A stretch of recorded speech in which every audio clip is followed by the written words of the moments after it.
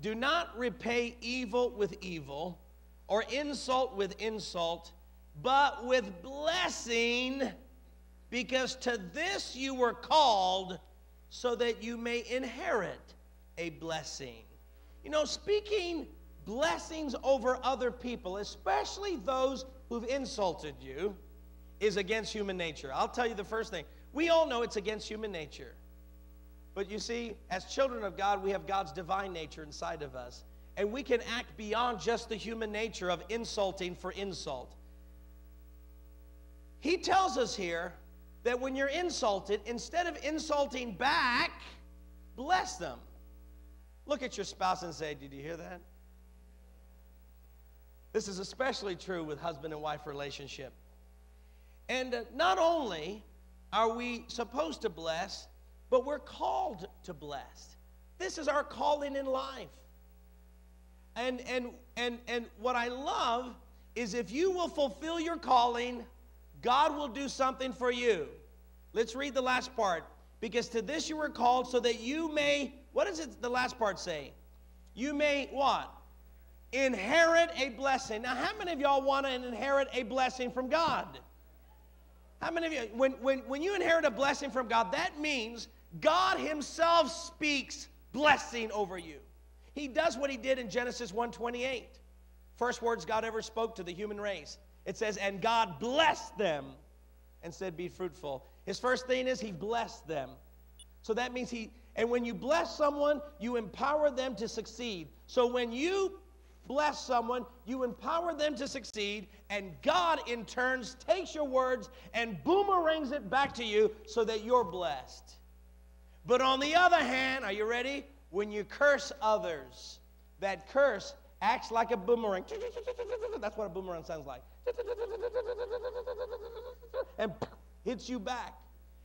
And I think that's one of the reasons why many of us have difficulty in life, why we struggle with health issues. Some of us struggle financially, with relationship problems, career-wise. We have a difficulty in our life, and I believe one of the reasons, not the only reason, is because we spend too much time cursing other people instead of blessing them. See, and God says if you'll bless them, you'll inherit a blessing. Kenneth Hagin tells a kind of cute, funny story.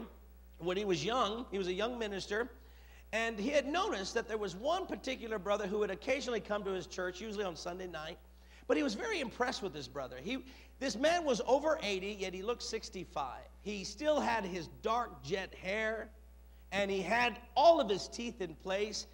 His gait, the way he walked was just like a strong man. And Brother Hagin asked him one day, he says, what's the secret to your success? I mean, I look at you, and you are so healthy.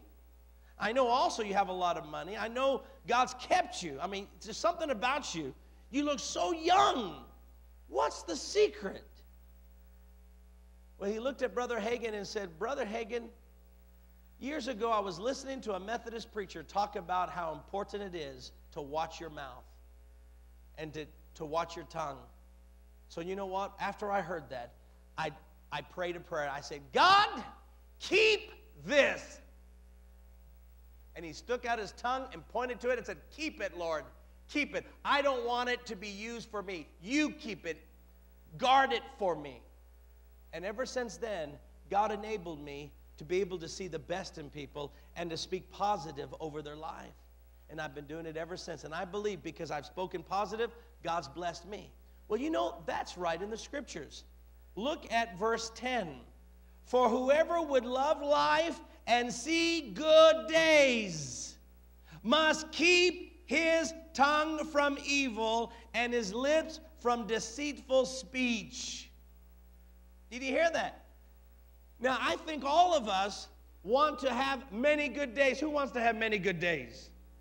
You want to have many good days. How do you get many good days? He says he must keep his tongue from evil.